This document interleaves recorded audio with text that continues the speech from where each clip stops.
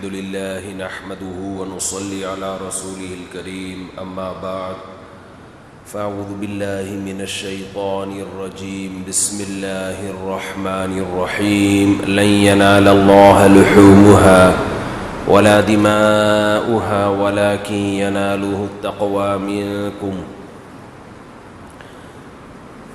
وقال الله تعالى إنا أعطيناك الكوثر فصل لربك وانحر إن شانئك هو الأبتر.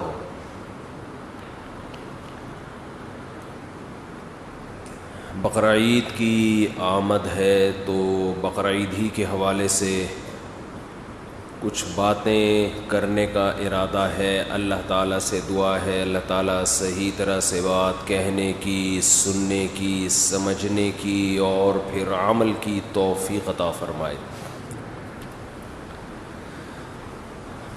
کچھ مسائل بیان کرنے کا بھی ارادہ ہے کیونکہ بہت سارے کامن مسائل ہیں جو لوگ بار بار قربانی کے حوالے سے پوچھتے ہیں. تو بقرعید کی جو قربانی ہے وہ اصل میں یہ درس دیتی ہے کہ آپ اپنے آپ کو اسلام کے سپرد کر دیں، اسلام کو اپنے حساب سے چلانے کی کوشش بولو نہ کریں. رسول اللہ صلی اللہ علیہ وسلم سے جب پوچھا گیا کہ قربانی کیا ہے تو آپ نے کیا فرمایا؟ سنت ابیکم ابراہیم، تمہارے باپ ابراہیم کی بولو سنت. کیا مطلب؟ اس حدیث میں بہت ساری باتیں چھپی ہوئی ہیں، بہت ساری علم و حکمت کی باتیں. دیکھو دنیا میں اس سے بڑا کوئی ظلم نہیں ہو سکتا کہ ایک انسانی جان کو قتل کیا جائے. ہو سکتا ہے؟ بولنا پڑے گا آپ لوگوں کو، ہے بھائی. کسی انسانی بلکہ کسی بے گناہ جان کو قتل کیا جائے، چاہے وہ جانور ہی ہو، انسان تو دور کی بات. بلا وجہ کسی جانور کو قتل کرنا بھی، بھائی پھر ویڈیو بنا رہے ہیں، ہلو بھائی ویڈیو نہیں بنائیں. بلا وجہ کسی انسانی جان کو قتل کرنا ساری دنیا میں غلط سمجھا جاتا ہے اور اسلام میں بھی کیا یہ عمل حرام ہے. کسی بھی جان کو، وہ جان اگر انسان کی ہو تو یہ جرم اور زیادہ بولو بڑھ جاتا ہے. نمبر 3، وہ جان اگر مسلمان کی ہو، کلمہ گو کی ہو تو یہ جرم اور بھی زیادہ، بولتے کیوں نہیں یار، بڑھ جاتا ہے. مسلمان کا قتل کرنا اور بڑا جرم ہے.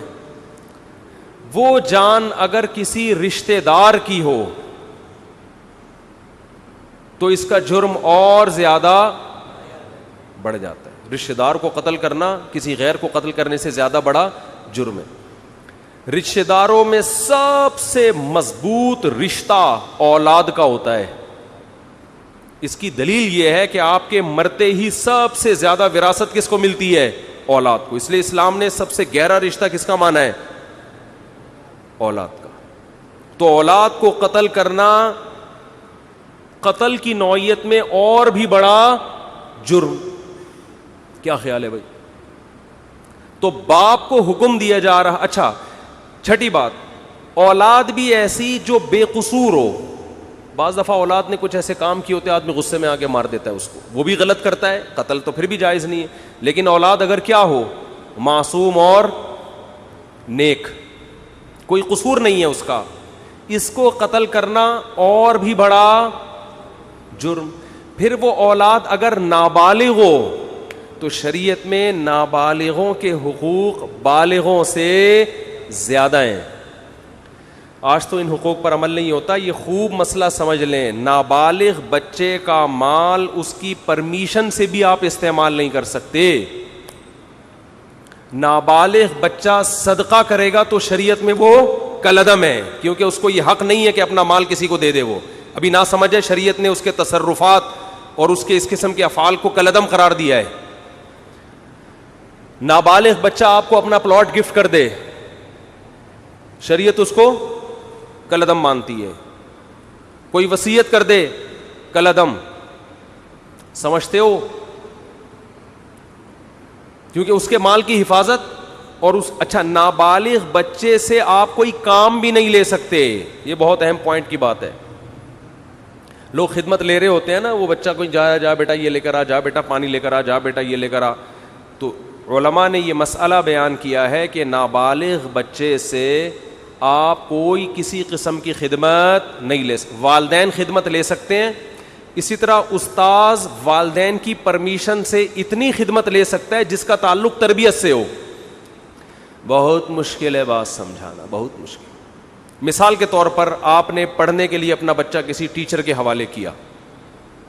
اب ٹیچر کا ادب بھی آپ چاہتے ہیں اپنے بچے کو سکھانا, تو ماں باپ نے بچے سے یہ کہا اور ٹیچر سے بھی یہ کہا کہ اس سے خدمت لیتے رہا کریں. کبھی کبھار پانی منگوا لیا, یہ کام کروا لیا, دکان سے جو ہے وہ کوئی چیز منگوا دی, تاکہ اس میں استاذوں کی خدمت کا جذبہ برقرار رہے. تو ٹیچر اس نیت سے اس سے خدمت لے سکتا ہے تاکہ اس میں خدمت کا جذبہ برقرار رہے, اور یہ بھی جب لے سکتا ہے جب بچے کے والدین کی طرف سے ٹیچر کو اس کی پرمیشن بھی ہو, کیونکہ اصل متولی ماں باپ ہیں, استاذ نہیں ہیں. بہت مشکل ہے یار, کیسے سمجھائیں. تو لیکن آج کیا ہو رہا ہے, بعض اداروں میں بچوں سے محنت مشقت والے کام لیے جاتے ہیں, تو جائز نہیں ہے, ان سے خوب سمجھ لیں. اسی طرح ہنر سکھانے کے لیے بھی بچے سے خدمت لی جا سکتی ہے والدین کی پرمیشن سے. ماں باپ اپنے بچے کو میکینک بنانا چاہتے ہیں, تو شو روم میں لے جا کے وہ جو ورک شاپ میں بٹھا دیا, تو وہاں جو بھی استاذ ہے اس سے کہا کہ بھائی اس سے پلگ پانا وغیرہ کھلواؤ تاکہ اس کو یہ کام آئے. تو ہنر سکھانے کی نیت سے بھی ٹیچر استاذ وہ نابالغ بچے سے خدمت لے سکتا ہے. کس کی پرمیشن سے؟ ماں باپ کی. مگر اس میں بھی یہ ہے کہ یعنی زیادہ محنت مشقت والے کام اس صورت میں بھی جائز نہیں ہے کہ جس سے وہ تنگ آنا شروع ہو جائے. سمجھتے ہو؟ یہاں ایک مدرسہ ہے, مجھے نہیں یاد پڑتا کہ میں کبھی کسی بچے سے میں نے پانی بھی منگوایا ہو, مجھے نہیں یاد پڑتا. تو یہ اصول ہے, خوب سمجھ لیں. تو اس سے پتہ چلتا ہے کہ نابالغ کے حقوق اسلام میں بالغوں سے زیادہ ہیں. ٹھیک ہے, تو اس کا قتل کرنا تو اور بڑا جرم ہوگا نا.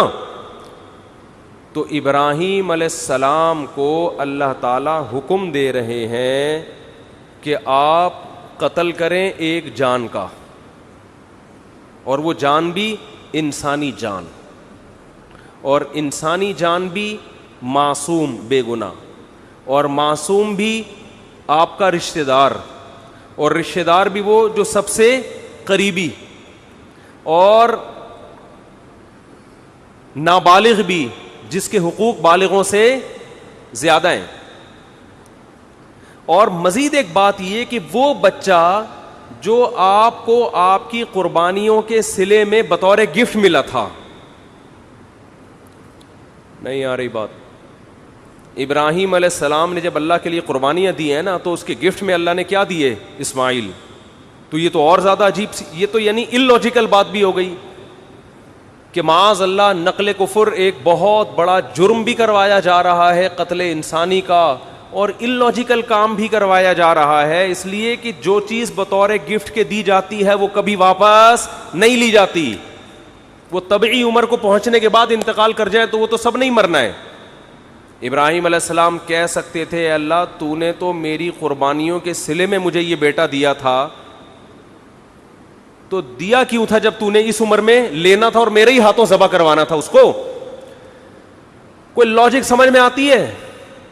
آپ لوگ کی سمجھ میں آ رہی ہے میرا خیال ہے, تو بول لو نہیں آتی سمجھ میں. کوئی آتی ہے سمجھ میں لاجک اس کی؟ بالکل illogical کام, بالکل illogical کام. لیکن ابراہیم علیہ الصلاۃ والسلام نے فوراً حکم کی تعمیل کے لیے تیار ہو. کیوں؟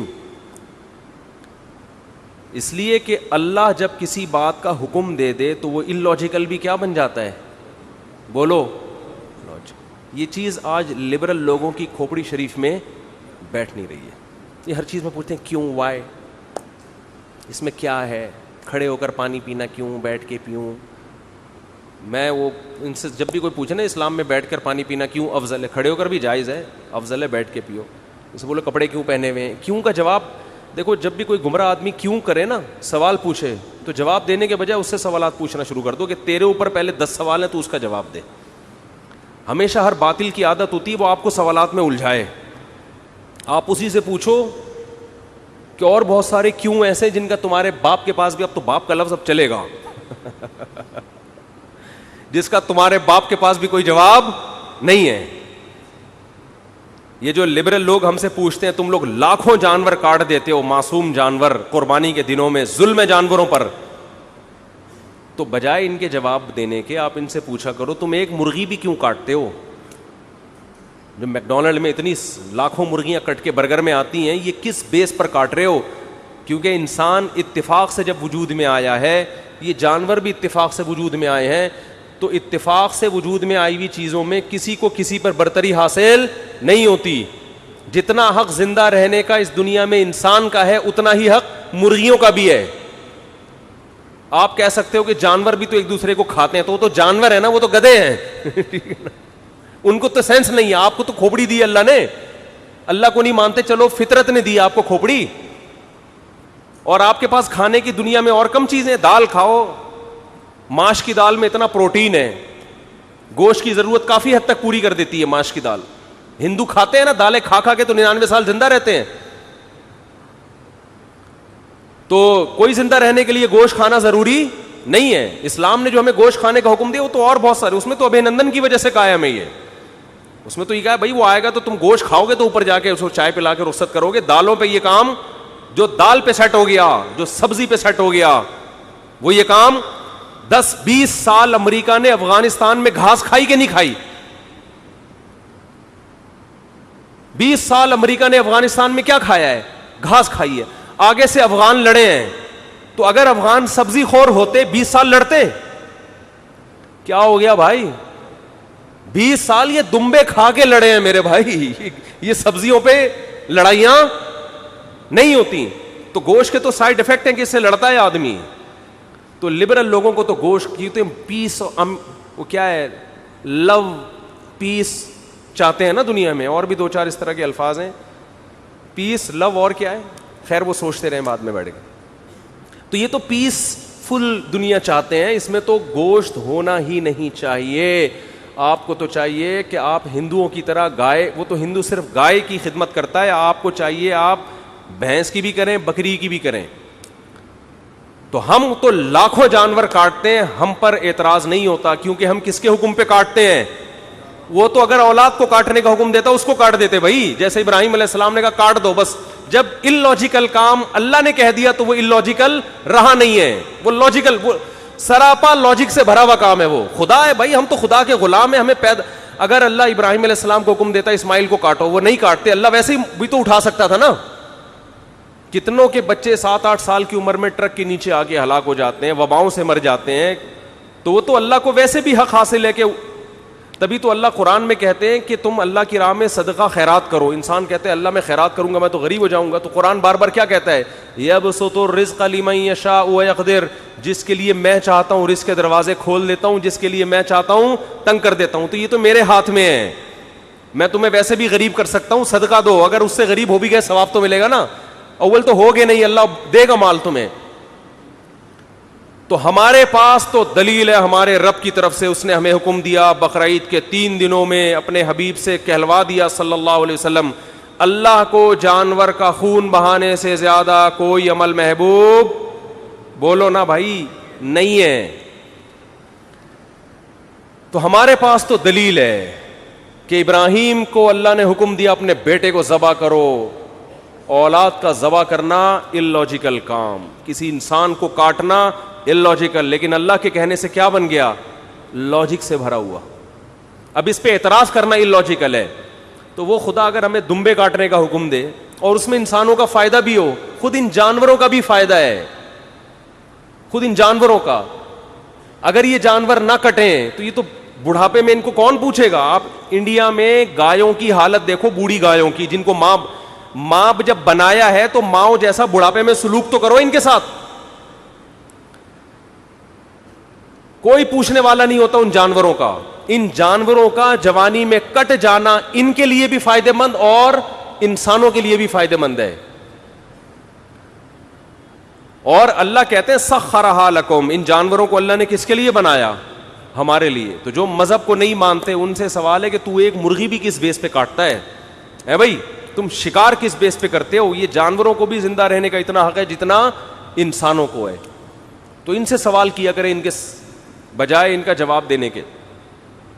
تو میں یہ عرض کر رہا تھا کہ ابراہیم علیہ الصلاۃ والسلام نے جو کام کیے دنیاوی قانون کے لحاظ سے وہ سارے کے سارے اللاجیکل, کوئی لاجک اس کی. کیا ہو گیا یار, ہم پسینے میں ڈوب رہے ہیں اور اب منہ سے پھوٹ دو یار, نہیں بنتی نا. آج تو کچھ زیادہ ہی مرجھائے ہوئے لگ رہے ہیں. اس کی کوئی, پشاور میں جب میں نے جملہ ادھورا چھوڑتا نا ایسے ادھر سے آواز پورا مجمع گونجتا, تو ان کو مجھے, میں نے کہا فل ان دا بلینکس مگر آرام سے, خالی جگہ پر کرو مگر آرام سے. لوگوں میں جوش ہے نا, دمبے. تو دمبا بولتا ہے دمبا کیا ہے؟ بولتا ہے. مچھلی نہیں بولتی, مچھلی میں زیادہ طاقت نہیں ہے. طاقت کس میں ہے؟ مچھلی کھایا کریں, ویسے صحت کے لیے اچھی چیز ہے, لیکن جو پاور آئے گی نا, بازوؤں میں طاقت آئے گی, وہ دمبے سے آئے گی, وہ مچھلی سے نہیں آئے گی. خیر, تو ابراہیم علیہ السلام نے جو سارے کام اللاجیکل کیے تبھی تو وہ کیا بنے. دیکھو اس کا یہ مطلب نہیں ہے کہ ہر اللاجیکل کام آپ کرنا شروع کر دو. ہمارے دینداروں میں یہ ایک بڑا مسئلہ ہے, جتنے بھی کام کریں گے سارے کھوپڑی سے, کسی کی کھوپڑی میں سمجھ میں نہیں آئیں گے یہ کر کیا رہا ہے. یہ جب اللہ اس کے رسول نے حکم دے دیا تو پھر نہ دیکھو, جب تک حکم نہیں دیا تو ہمیں کھوپڑی استعمال کرنے کا حکم ہے.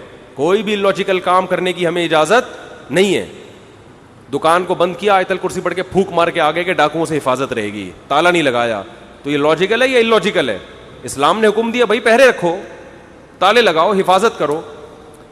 نبی نے حکم دیا رات کو چراغ کو جلتا ہوا مت چھوڑو, فَإِنَّ الْفُوَيْسِقَةَ تَضْرِبُ النَّارَ عَلَىٰ أَهْلِهَا, چوہا بعض دفعہ چراغ کو الٹ کے آگ لگا دیتا ہے. اتنی احتیاط کا حکم دیا ہے. تو رات کو آگ کو جلتا ہوا چھوڑنا اللاجیکل کام ہے, اس کی کوئی نہ ضرورت ہے اور یہ حادثے کا ذریعہ ہے. نبی نے فرمایا, ایک صحابی ایسے کنکر کو نا ایسے پھینک رہے تھے, آپ نے فرمایا یہ اس سے نہ کوئی دشمن ہلاک ہوگا, اس سے کسی کی آنکھ پھوٹ سکتی ہے. لوگ اٹھا اٹھا کے پتھر پھینک رہے ہوتے ہیں نا ویسے ہی ٹائم پاس کرنے کے لیے, کسی کے لگ سکتا ہے. ہر کام سے پہلے آپ نے 100 دفعہ سوچنا ہے کہ اس کی کوئی لاجک بنتی ہے کہ نہیں بنتی. لیکن جہاں اللہ کا حکم آ جائے تو بس یہی لاجک ہے کہ کس نے حکم دیا ہے؟ اللہ نے. سمجھتے ہو؟ اسی میں ایک بات خوب یہ بھی, جب بات چل پڑی ہے, والدین جب کسی بات کا آرڈر کیا کریں نا اور اس میں آپ کا کوئی بڑا نقصان نہ ہو, تو یہ نہ دیکھا کریں کہ یہ کیوں. بھئی یہ کس کا حکم ہے؟ باپ. یہ باپ کا حکم ہے, ماں کا حکم ہے, ان کو خوش کرنے کے لیے کرنا ہے. اس میں زیادہ پنچایتوں میں نہ جایا کریں یہ کیوں کہہ رہے ہیں, یہ کیوں کہہ رہے ہیں. بھائی جو کہہ رہے ہیں کر لو یار, یہ خوش ہو جائیں گے, بس ان کو خوش کرنا ہمارا مقصد ہے.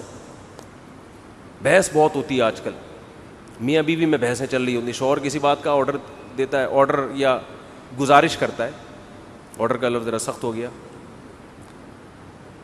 بیہائنڈ دا سین آئے گا. اب کسی نے میرا ایک بنایا بیہائنڈ دا سین, میں نے کسی, چلے چھوڑیں. تو ریکویسٹ کرتا ہے, چھوڑو یار اس ریکویسٹ کو بھی, ٹائم بہت تھوڑا ہے نا, یہ قربانی کا فلسفہ ذرا کھوپڑی میں اچھی طرح بٹھا دوں میں. تو ہم جو جانور ذبح کرتے ہیں کیوں, کوئی ہم سے پوچھے کیوں, وجہ کیا ہے بھائی؟ کس نے حکم دیا؟ اللہ نے. ایک بات خوب سمجھو. دوسری بات دیکھو, آج میں نے دیکھا ہے جو وہ چیزیں ہمیں نظر آ رہی ہیں جو بچپن میں ہم جن کا تصور نہیں کرتے تھے, جو بہت غلط ہو رہا ہے کام. بقرعید کے جو ایام ہیں ان میں روزہ رکھنا کیوں حرام ہے؟ اس لیے کہ یہ گوشت اللہ کی طرف سے ضیافت ہے اپنے بندوں کے لیے. اس کا مطلب بقرعید میں ہمیں یہ گوشت کھانا چاہیے. یہ تکبر ہے گوشت سے اجتناب کرنا بقرعید کے ایام میں. میں حیران ہوتا ہوں, بقرعید کے دن دعوت کر رہے ہوتے ہیں لوگ, چکن کھلا رہے ہوتے ہیں, چکن بریانی پکائی ہوئی ہے. بھائی یہ تو بہت برا عمل ہے, مسلمانوں کا شعار ہے یہ قربانی کا گوشت. کس بیس پر آپ چکن پکا رہے ہو؟ کوئی پرہیز ہو کسی کو تو ایک الگ بات ہے, کہہ رہے ہیں جی مہمان زیادہ آ گئے تو چکن کھلا رہے ہیں ان کو. ہمارے نبی کھانے پینے کے شوقین نہیں تھے, بہت قناعت, جو کی روٹی, کھجور, وہ بھی 40 دن گھر میں چولہا نہیں جلتا. لیکن بقرعید کے دن آپ صلی اللہ علیہ وسلم قربانی کے گوشت کھانے کا اتنا اہتمام کرتے کہ بقرعید کے دن پہلا نوالا جو آپ کے حلق مبارک میں اترتا وہ قربانی کے گوشت کا, کہ اللہ کی طرف سے ضیافت ہے تو ہم گوشت کا انتظار کریں گے. ہمارے ہاں لوگ گوشت کو گوشت کے طور پہ دیکھ رہے ہیں, اللہ کی ضیافت کے طور پہ نہیں دیکھ رہے, اس کو گوشت لے رہیں گے. ایک صاحب ہیں ڈیفنس میں, انہوں نے قربانی کی, ساری قربانی صدقہ کر دیتے ہیں, اپنے گھر میں کرتے ہی نہیں قربانی. میں نے کہا کیوں؟ کہہ رہے یار ہم تو پورے سال گوشت کھاتے ہیں تو اس لیے میں گھر میں قربانی نہیں کرتا, سارا ہے ادھر ادھر, بس گھر میں ہمارا دکان سے ہی آ رہا ہے. یہ بہت بری حرکت ہے. بھائی آپ کو اللہ اس لیے تھوڑی قربانی کروا رہے کہ پورے سال آپ جو بیچارے دال کھاتے ہیں تو وہ گوشت کھا لیں, اس لیے تھوڑی کروا رہے اللہ قربانی. جب کوئی عزت دار آدمی آپ کو دعوت دے اور کہے کہ ہماری دعوت میں آئیں, آپ پوچھیں کیا پکاؤ گے, وہ کہے میں قورمہ بریانی, اور آپ دعوت سے شارٹ ہو جائیں. اگلے دن وہ فون کر کے پوچھ رہا ہے آپ میری دعوت میں کیوں نہیں. آپ کہتے ہیں یار ہم تو صبح شام پیزا برگر کھانے والے لوگ ہیں, بروس کھاتے ہیں, یہ قورمے بریانی تو یہ ہمارے لیے کوئی اتنی ویلیو نہیں رکھتی, یہ تو ہم اپنے غریبوں کو کھلاتے ہیں.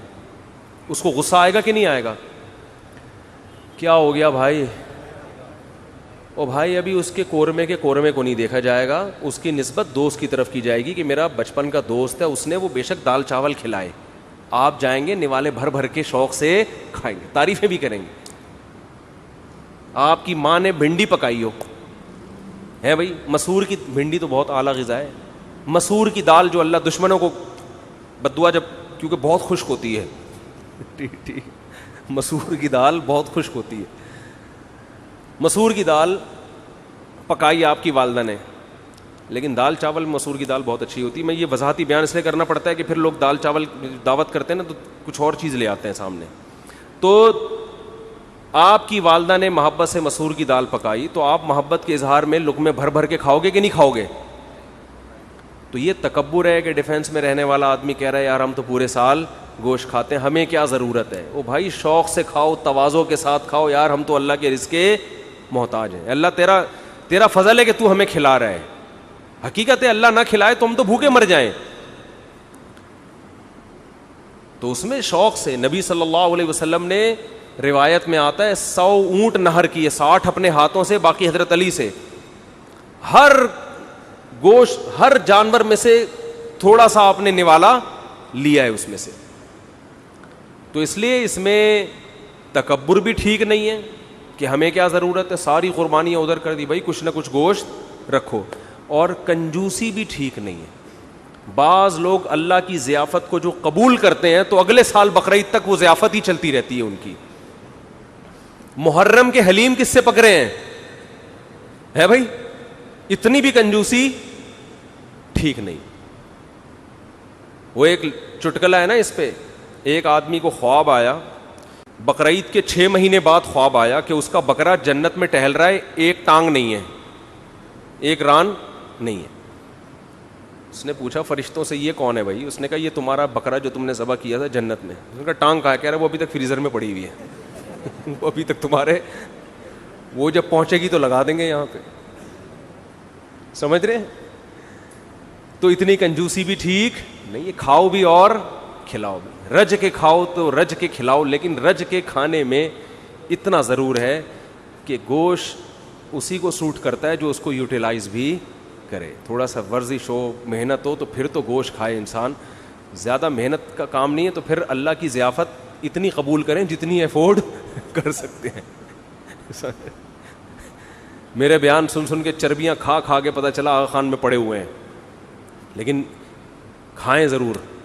اور ایک اہم بات یہ بھی کہ جو غریب آدمی ہے جسے پورا سال گوشت کھانے کو نہیں ملتا, وہ اگر قربانی کرتا ہے تو فقہا کہتے ہیں اس کے لیے اسٹور کرنا یہ صدقہ کرنے سے زیادہ بہتر ہے.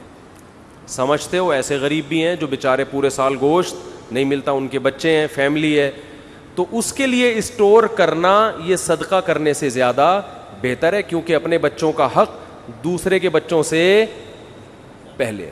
تو بعض غریب بھی سخاوت دکھاتے ہیں, ان کے بچے بلک رہے ہوتے ہیں, ابا اتنے عرصے کے بعد بکرا دیکھنے کو ملا ہے, اتنا گوشت دیکھنے کو ملا ہے, امیدیں تھی کباب کوفتے بنا بنا کے پھوڑتے, ابا نے سخاوت میں آ کر سارا خالو کو دے دیا, اپنے ماموں کو دے دیا.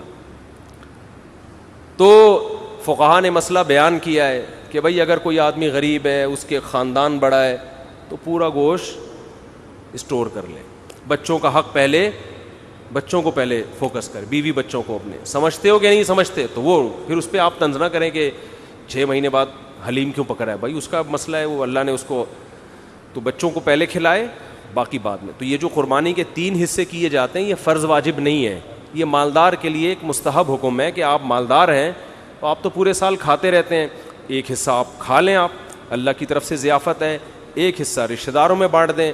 اگر رشتہ دار مالدار ہیں تو پھر ان کو بھی بانٹنے کی ضرورت نہیں ہے, 1/3 آپ کیا کر دیں غریبوں کے لیے. قرآن کہہ رہے ہیں فَكُلُوا مِنْهَا وَأَطْعِمُوا الْقَانِعَ وَالْمُعْتَرَّ, قناعت والے کو بھی اور جو دیکھنے سے مسکین لگ رہا ہو, یعنی اتنا مسکین ہو کہ اس کی غربت کے آثار اس کے چہرے پہ ظاہر ہو جائیں, صحت سے پتہ چل رہا ہے کہ بیچارے کو گوشت کھانے کو نہیں ملا, تو غریبوں کو بھی کھلاؤ, خود بھی کھاؤ.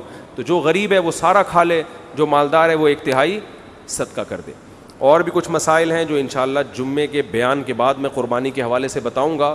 بہت اہم مسائل ہیں جن کی لوگ رعایت نہیں کرتے. آج مائک کا سیٹ اپ صحیح نہیں ہے تھوڑا سا, تو مجھے چیخنا زیادہ پڑ رہا ہے.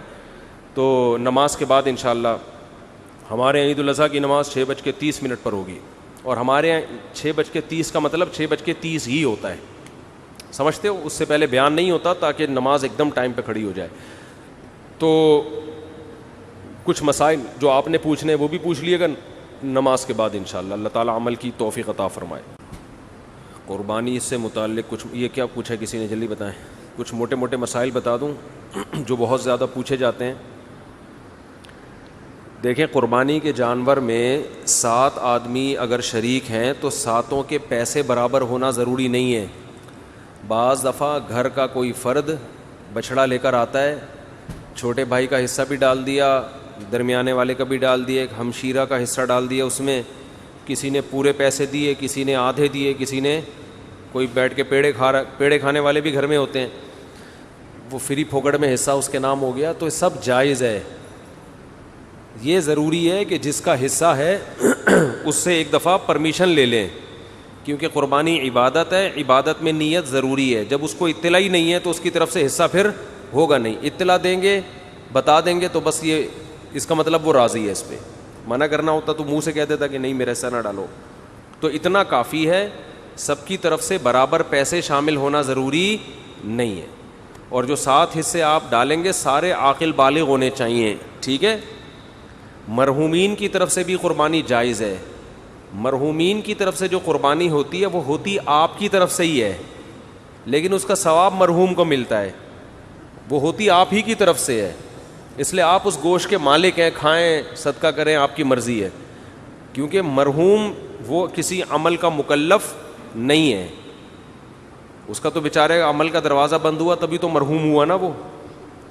اگر وہ ابھی قربانی کر سکتا ہوتا تو مرحوم کیوں ہوتا پھر وہ. اور ہم بھی تھوڑی دیر میں, تھوڑے دنوں میں ہم سب نے مرحوم ہونا ہے کچھ وقت کے بعد جا کے. تو جو مرحوم کی طرف سے قربانی ہوتی ہے وہ ہوتی آپ ہی کی طرف سے, ثواب کس کو ملتا ہے, مرحوم کو. تو یہ بھی جائز ہے. نبی کی طرف سے بھی جائز ہے, زندوں کی طرف سے بھی جائز ہے, مردوں کی طرف سے بھی جائز ہے. نبی صلی اللہ علیہ وسلم نے کیا, ایک اپنی طرف سے, ایک پوری امت کی طرف سے, 2 مینڈھے ذبح کیا آپ نے. تو یہ اصال ثواب کا ثبوت بھی یہیں سے ملتا ہے. تو اس لیے جائز ہے قربانی, جس کی طرف سے چاہیں کریں, جتنی چاہیں کریں, اپنی حیثیت کو, اپنی اوقات کو دیکھتے ہوئے, اپنی چادر کو دیکھتے ہوئے. اتنا نہ کریں کہ کل لوگوں سے بھیک مانگنی پڑے. دوسری بات, قرضہ لے کے قربانی کرنا بھی جائز ہے. سمجھتے ہیں, قرضہ لے کے بھی قربانی کی جا سکتی ہے, بشرطے کہ قرضہ اتارنے کی طاقت ہو. ایسا نہ ہو وسیم بھائی سے پیسے لے کے ان کو چوڑے میں ڈال دیا, وہ بیچارہ مصیبت میں آ گیا, اب اس کے ادا کرنے کے پیسے ہیں نہیں, وہ آپ کے گھر کے باہر گھنٹی کہ ہاتھ رکھ کے کھڑا رہتا ہے اور آپ نے اس کو ٹینشن میں دے دیا, تو وہ ایسی ٹینشن کسی کو دینا جائز نہیں ہے. بعض دفعہ یہ ہوتا ہے کہ آپ کے پاس ابھی نہیں ہے پیسے, کل آ جائیں گے, پرسوں آ جائیں گے, آپ کسی سے ادھار پکڑ لیتے ہیں, یار میرے پرسوں پیسے آ جائیں گے, یا ایک ہفتے بعد مجھے مل جائیں گے, یا مہینے بعد مجھے تنخواہ ملے گی, میں تمہیں دے دوں گا, اور یقین بھی ہو دینے کا, تو بعض دفعہ آدمی کر لیتا ہے. کیونکہ قربانی کا موقع تو 3 دن کے بعد نکل گئی نا, قربانی 3 دن کے بعد تو نہیں ہوتی قربانی. تو یہ مسئلہ ہے. تو ایک اہم مسئلہ تو یہ ہو گیا, قرضہ لے کے بھی کر سکتے ہیں, اور کسی کا حصہ, کسی کے پیسے کم ہوں کسی کے زیادہ ہوں, یہ بھی کر سکتے ہیں.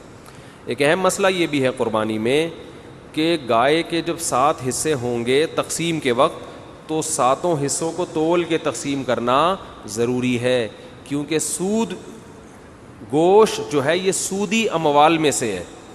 جب بھی ڈیوائیڈ کا عمل ہوتا ہے تو اصل میں یہ خرید و فروخت کا عمل ہوتا ہے. آپ اپنا حصہ اس کو بیچ رہے ہیں, اس کا حصہ اس سے خرید رہے ہیں. کسی کے پاس پھر یہ دھونا پڑے گا. تو آپ اپنا حصہ کسی کو بیچتے ہیں, اس کا حصہ اس سے خریدتے ہیں. تو یہ تقسیم کا عمل جو ہے نا, اصل میں یہ خرید و فروخت کا عمل ہوتا ہے. گوشت کو گوشت کے بدلے میں خریدا اور بیچا جا رہا ہے, تو شریعت میں جب بھی گوشت کو گوشت کے بدلے میں بیچا جائے گا تو برابر سرابر ضروری ہے. جیسے کھجور آپ نے بیچی اور اس کے بدلے میں دوسری کھجور لی, تو 1 کلو کھجور کے بدلے میں 1 کلو کھجور لے سکتے ہیں. ایک دانہ بھی اوپر چلا گیا تو حدیث میں آتا ہے یہ خالص سود ہے, عین الربا. اس کو کیا کہا گیا ہے؟ خالص سود. تو یہ کھجور تو ایک مثال ہے. تو ہر تول کے بکنے والی چیز حدیث سے پتہ چلتا ہے. کھجور چونکہ تول کے بکتی ہے نا, اس زمانے میں کیل کے ذریعے بکتی تھی, آج تول کے بکتی ہے. تو کوئی بھی کیل والی چیز جو لیٹر جیسے پیمانہ ہوتا ہے, یا تول والی چیز, ان تمام میں سودی احکام جاری ہوتے ہیں. تو گوشت کو جب گوشت کے بدلے میں بیچا جائے گا تو برابری ضروری ہے. تو جب قربانی کے 7 حصے کریں تو اندازے سے نہ کریں بلکہ تول کے کریں, اور اس میں احتیاط مزید یہ کر لیں کہ ہر حصے میں کلیجی ملا دیں تھوڑی سی. سودی احکام میں یہ بھی ہوتا ہے کہ اگر اس کے مخالف جنس ملا دی جائے تو پھر کمی بیشی جائز ہے. جیسے آپ 1 کلو کھجور بیچ رہے ہو اور ادھر سے لے رہے ہو 1.5 کلو کھجور, تو یہ آدھا کلو کیا ہو جائے گی؟ حرام ہو جائے گی نا. لیکن اگر اس 1 کلو کھجور میں آپ کچھ اور ملا دیں, 2-4 سیب ملا دیں اس میں, آپ ادھر سے 1 کلو کھجور ہے اور 2 سیب ہو گئے, ادھر سے 1.5 کلو کھجور, تو یہ پھر سود نہیں ہوگا, یہ جائز ہوگا. اس لیے کہ وہ جو آدھا کلو کھجور ہے وہ ادھر سیب کے مقابلے میں ہو جائے گی. سمجھ میں آ رہی ہے بات؟ تو یہ بالکل جائز ہیلا ہے. تو قربانی کے گوشت میں اگر آپ نے تقسیم کی ٹینشن سے بچنا ہے تو 7 حصے کر کے ہر گوشت میں تھوڑی سی کلیجی ملا دیں.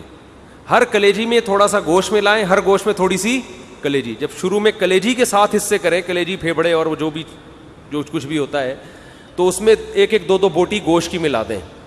تو اس میں اگر کمی بیشی ہو گئی تو وہ جائز ہے.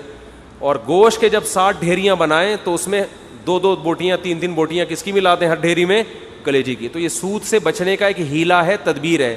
آج کل چونکہ فنٹر مارکیٹ میں بہت ہیں کلپ بنانے والے جن کو مسائل کی الف بے بھی نہیں پتا اور بیٹھ کے پھینکتے بہت ہیں. تو ہو سکتا ہے میرے اس کلپ پہ کہیں کہ کان ادھر سے پکڑو ادھر سے پکڑو, کیا ہے؟ برابر ہے. تو یہ سود میں ڈالنے کے لیے انہوں نے ہیلا نکالا ہوا ہے. تو جو کوئی ایسا کلپ بنائے گا اس کی باتوں میں نہ آئے. ہیلوں کی 2 قسمیں, ایک ہیلا ہوتا ہے حلال حرام کو, ایک ہیلا ہوتا ہے حرام میں مبتلا ہونے کا ذریعہ, اور ایک ہوتا ہے حرام سے بچنے کا ہیلا. تو جو ہیلا حرام سے بچا لے آپ کو وہ جائز کیا, وہ مستحب ہے. تو یہ سود سے بچانے کا ہیلا ہے, سود میں ڈالنے کا ہیلا نہیں ہے. سمجھتے ہو بات کو؟ تو جب بھی گائے کے گوشت کے 7 حصے آپ کریں گے, ہر حصے میں تھوڑی تھوڑی کلیجی ملا دیں. پھر اگر کمی بیشی ہو بھی گئی تو بلکہ تول کے بھی تقسیم کر رہے ہیں تو بھی کلیجی ملائیں, کیونکہ تول میں اتنی ایکوریسی ہوتی نہیں ہے. سمجھتے ہو بات کو کہ نہیں سمجھتے ہو؟ بعض لوگ یہ کہتے ہیں ہم تو گوشت تقسیم ہی نہیں کرتے. بھائی وہ بڑا بھائی نے بولا یار بس میرا حصہ بھی تھوڑا سا مجھے دے دو, باقی سارا خود رکھ لو. تو جب بھی کسی کا حصہ نکلے گا نا تو ڈیوائیڈ ہوگا, وہ 7واں حصہ, پورے 7 حصے آپ کو کرنے پڑیں گے. ہاں ایک صورت میں معافی ہے کہ ایک گائے پورے گھر میں استعمال ہو رہی ہے, سمجھتے ہو, اس کو ڈیوائیڈ کر ہی نہیں رہے آپ. بعض دفعہ گھر کے 7 افراد ہوتے ہیں, ایک ابا اماں، ایک میاں بیوی اور آگے ان کے بچے ملا کے ٹوٹل بڑی مشکل سے آج کل 7 تک عدد پہنچ رہا ہے لوگوں کا. فیملی پلاننگ والوں نے تو گھریلو سسٹم ہی تباہ کر دیا ہے. سمجھ رہے ہو؟ وہ جو پہلے گھروں میں پورے 2 بچڑے آتے تھے، یہ منجلی آپا کا ہے، یہ چمونی آپا کا حصہ ہو گیا، یہ ممانی کا ہو گیا، یہ خالہ کا ہو گیا، یہ جناب پوتے کا ہو گیا، یہ بہو کا ہو گیا، پوری 2 کٹے ہم دیکھتے تھے لوگوں کے گھروں میں کٹتے تھے، 2 بچڑے ایک ہی گھر میں چل جاتے. اب وہ فیملی پلاننگ والوں نے سارے خاندانی سسٹم کی واٹ لگا دی ہے. بچے ہی نہیں ہیں، اور خدا کی قسم جس گھر میں بچے نہیں ہیں، عید بقرعید کا مزہ تو اس گھر میں ہے ہی نہیں. ہمارے بچوں نے 10 دن سے پڑھائی چھوڑ دی ہے. گائے آ رہی ہے، کلابازیاں کھا رہے ہیں، مدرسوں کی شکایتیں آنی، پڑھ کے نہیں دے رہے. ہم کہتے ہیں بھائی بقرعید گزرے گی تو پڑھیں گے، ابھی ہمارے بس میں نہیں. وہ گایوں کے پیچھے بھاگ رہے ہیں. تو بچوں کے انٹرٹینمنٹ ہے بچوں کے لیے یار، انجوائے کرنے تو ان کو، کیا ان میں پڑھائی کا اتنا بوجھ ڈالا. شکایتیں آ رہی ہیں، پڑھ نہیں رہے، ٹلے مار رہے ہیں چھوڑے. ہم کہہ رہے ہیں یار رات کو سوتے ہی کم وقت 2 بجے ہیں، کیونکہ ادھر پوری گائیں آ کے اتری ہوئی ہیں، دمیں ہلا رہی ہیں، ان کے انجوائے کر رہے ہیں نا کہ یار یہ گائے. کراچی والوں نے کہاں گائے دیکھی ہوتی ہے.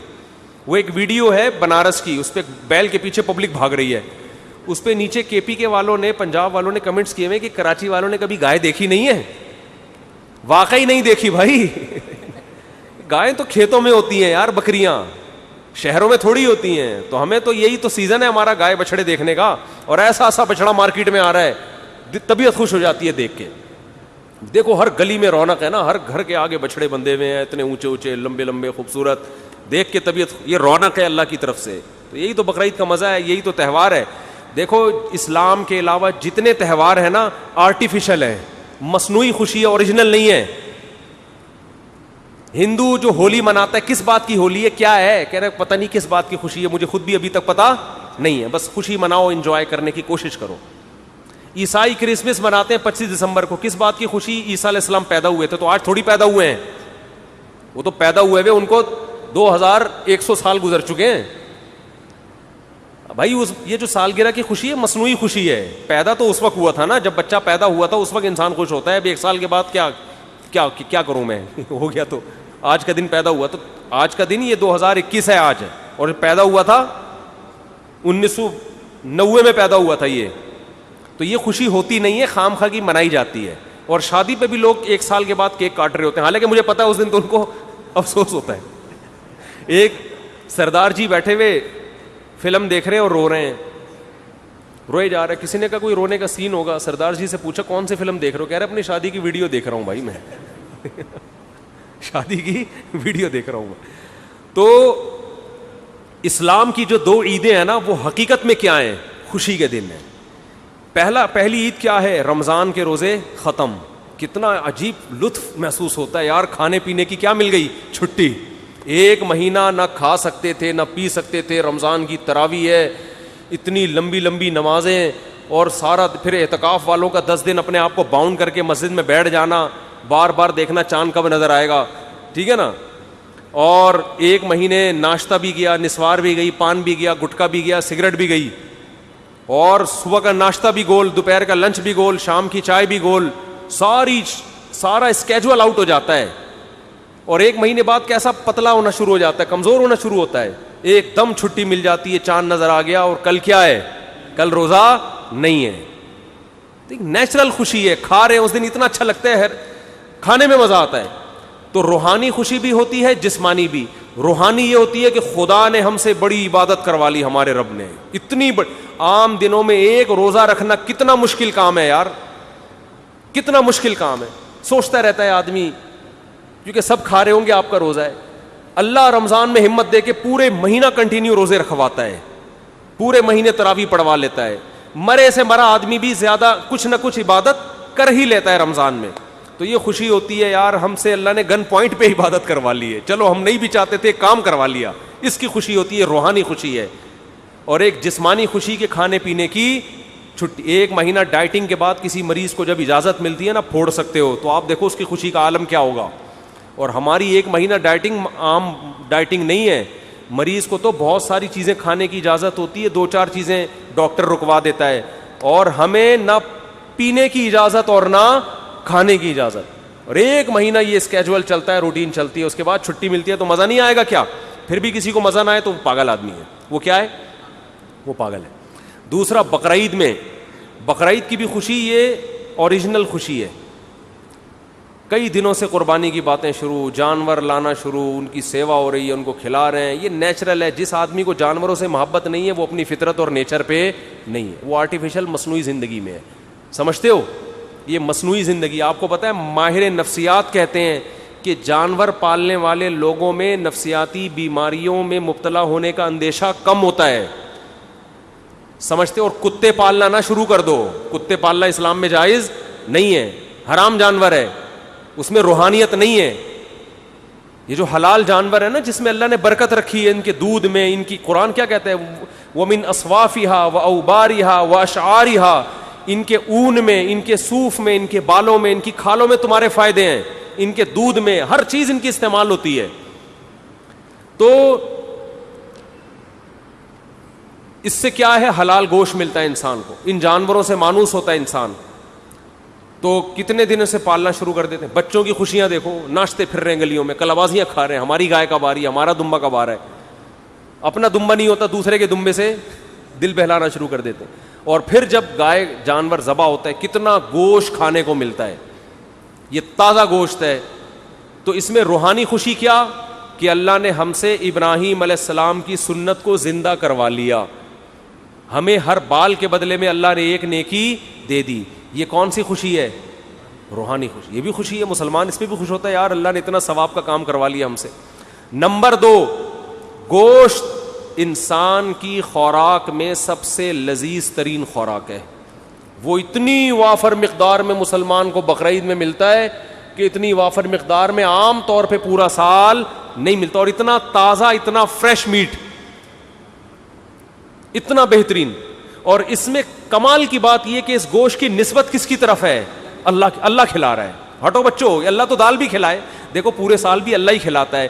نسبت اپنی طرف نہیں کرتا کہ یہ میری طرف سے الگ سے دعوت ہے, یہ میری طرف سے الگ سے کیا ہے, ضیافت ہے. اس لیے کہ یہ تو اللہ نے رزق تو سب کو دینا ہے. لیکن بقرعید میں اللہ نے روزے رکھنے کو حرام کر دیا.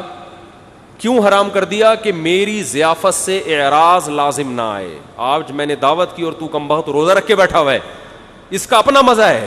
صحیح ہے نا؟ تو یہ گوشت ہمیں ڈائریکٹ, کیونکہ ہم جو جانور ذبح کرتے ہیں ہم نے تو قربان کر دیا نا. اب یہ ہمارا تھوڑی ہے, کس کا ہے یہ؟ قربانی کا مطلب آپ نے اللہ کو دے دیا. اب اللہ کہہ رہے ہیں میری طرف سے کیا ہے, پرمیشن ہے.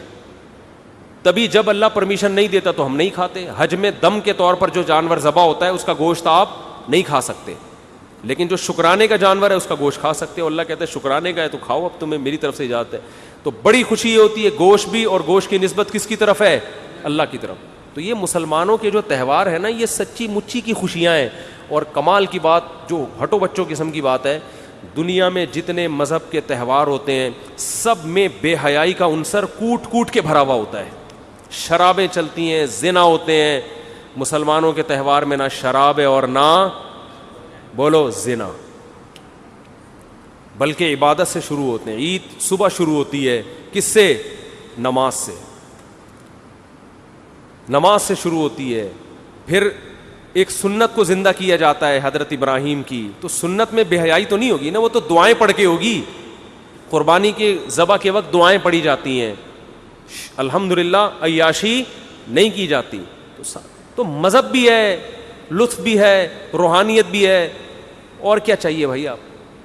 تو اس لیے نبی صلی اللہ علیہ وسلم نے فرمایا اب ہمیں کوئی عید منانے کی ضرورت نہیں, اللہ نے ہمیں خود سے 2 عیدیں دے دی ہیں. تو اب ہم کوئی اور تہوار نہیں منا سکتے. اللہ نے ہمیں, ہر قوم کی ایک عید ہوتی ہے, ہماری کتنی ہے؟ 2, اور دونوں ہٹو بچوں ہیں, دونوں ہٹو بچوں ہیں.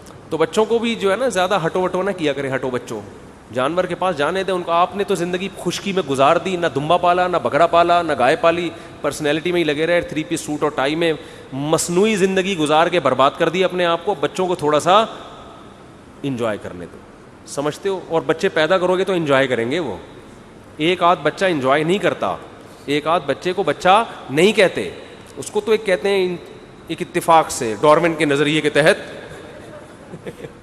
ہو گیا, ٹھیک ہے نا. تو بچے تو گھر میں بھرے ہوئے ہوتے ہیں بہن بھائیوں کثرت سے, وہ خوش ہوتے ہیں, ایک دوسرے کو باتیں سناتے ہیں. وہ اس کا دمبا دیکھا, ہم تو بچپن میں اتنا انجوائے کرتے تھے اپنے کزنوں کے ساتھ, بہن بھائیوں کے ساتھ. اب ہے اس کا بچڑا دیکھا بالکل پخروٹ قسم کا بیل آیا ہے. تو بچے کیسا انجوائے کر رہے ہوتے ہیں. تو گھر میں بچے ہوں گے تو زندگی میں مزہ ہوگا.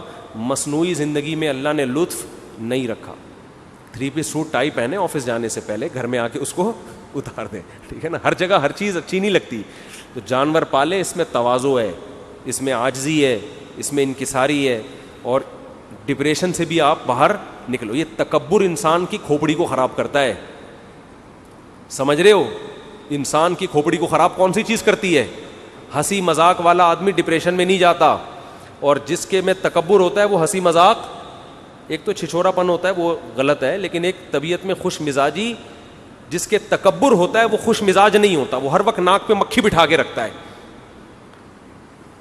میں کہنے والا تھا ہمارے ایک جاننے والے تھے, مگر میں یہ نہیں کہہ رہا کیونکہ وہ سمجھ جائیں گے میرے بارے میں بات ہو رہی ہے. ہمارے کوئی جاننے والے نہیں تھے, ان کی بات میں کر رہا ہوں. ایک صاحب جن کو میں بالکل بھی نہیں جانتا, ان کی بات میں کر رہا ہوں.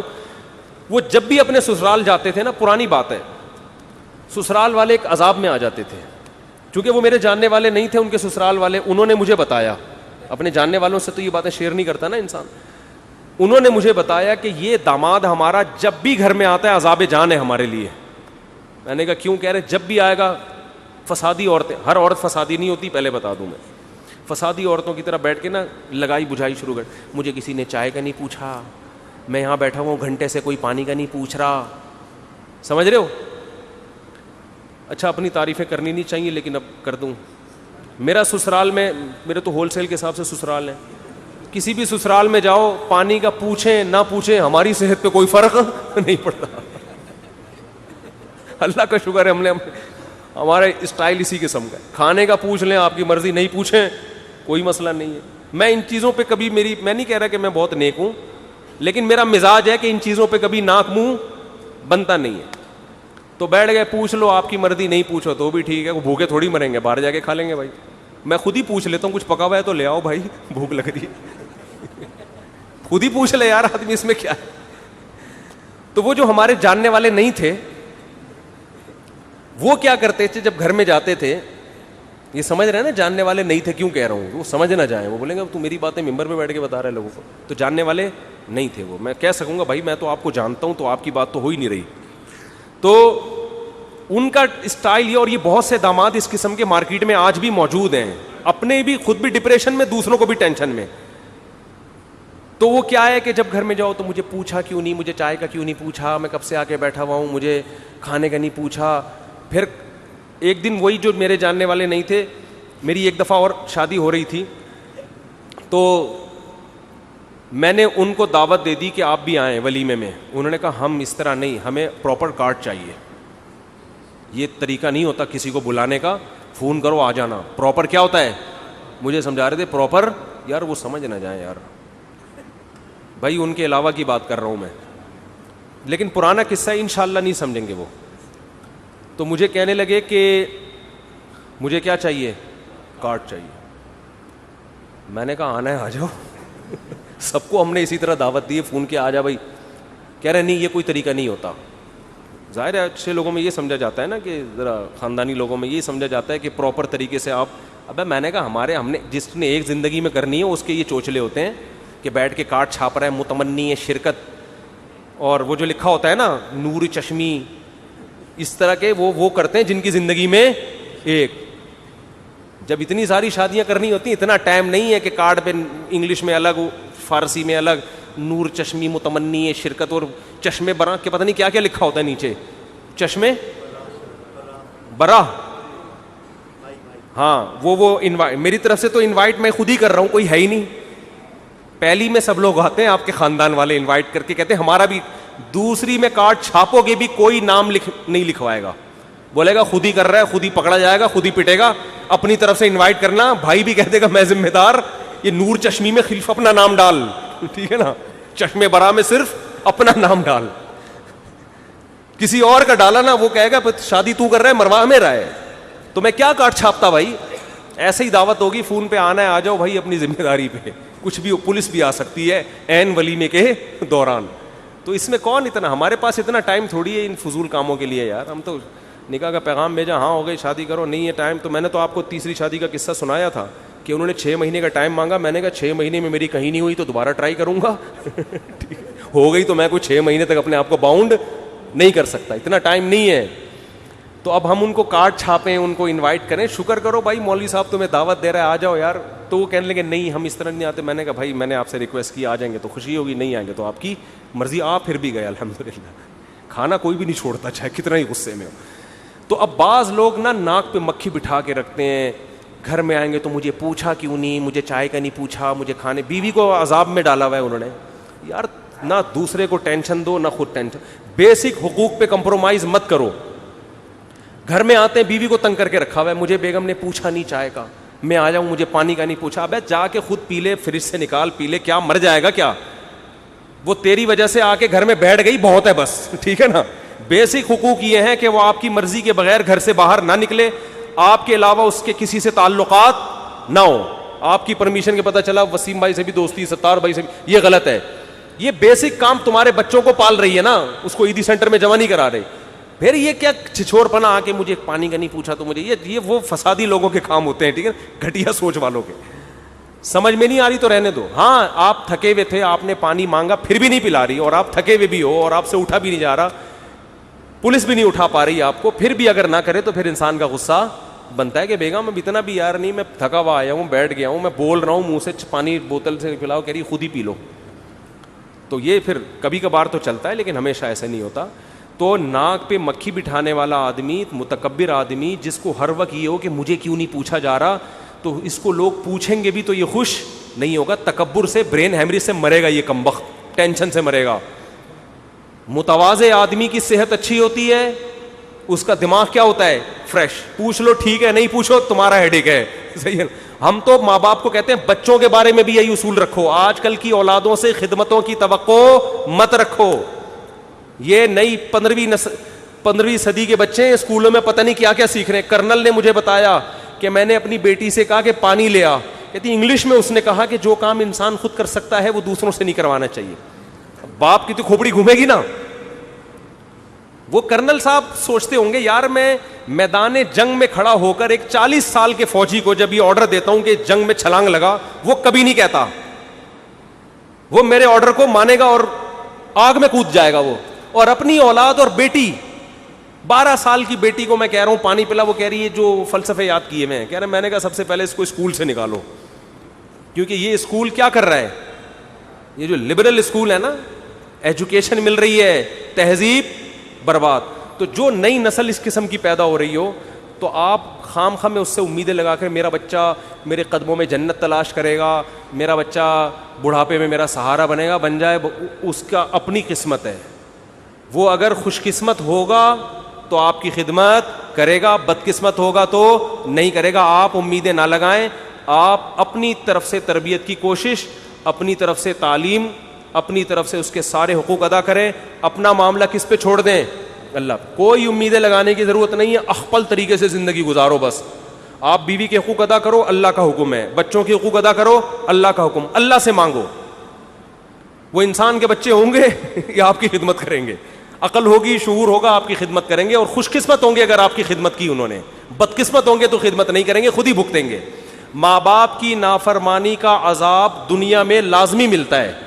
جس نے اپنے ماں باپ کو ستایا ہے نا, تو یہ وہ دنیا میں بھی نہیں پنپ پاتا. وہ مشہور واقعہ ہے نا, ایک آدمی کا بچہ اس کو اٹھا کے بوڑھے باپ کو کچرے میں پھینکنے کے لیے جا رہا تھا, تو باپ نے بولا تھوڑا آگے پھینکو, تیرے دادا کو میں نے وہیں پھینکا تھا.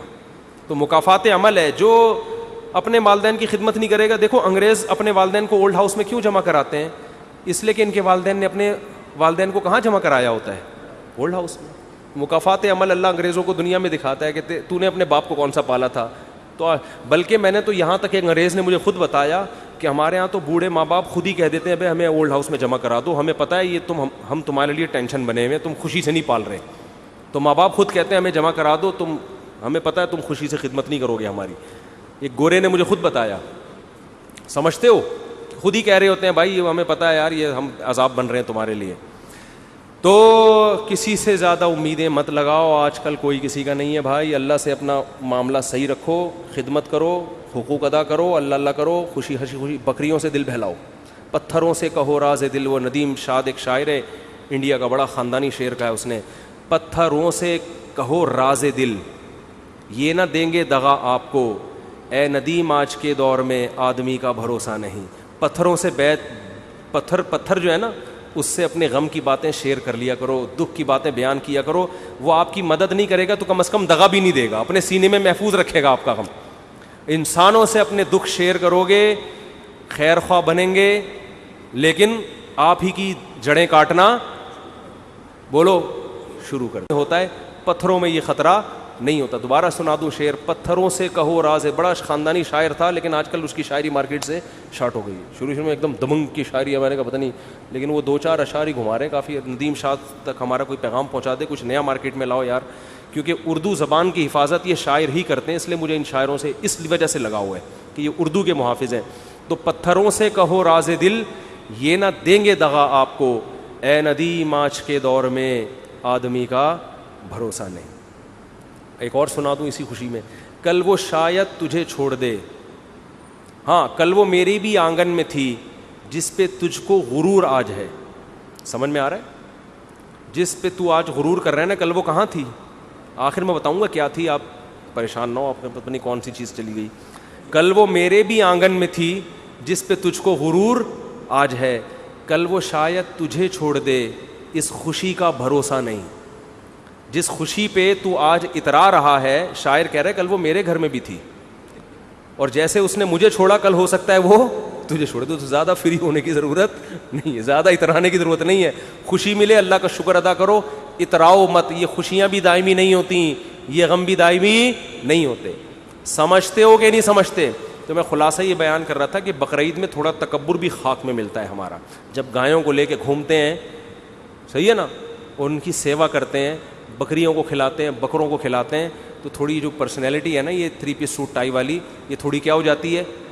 دیکھو اللہ تعالیٰ ہمیں انسان کا بچہ بنانے کے لیے حج کرواتے ہیں, اور حج میں ہوتا کیا ہے آپ دیکھو, اتنی ہم نے قربانی دی, 10-15 لاکھ روپے خرچ کر کے بیت اللہ گئے, وہاں ہم نے بیت اللہ کا طواف کیا, لاکھوں روپے خرچ کیے, کنکریاں ماری.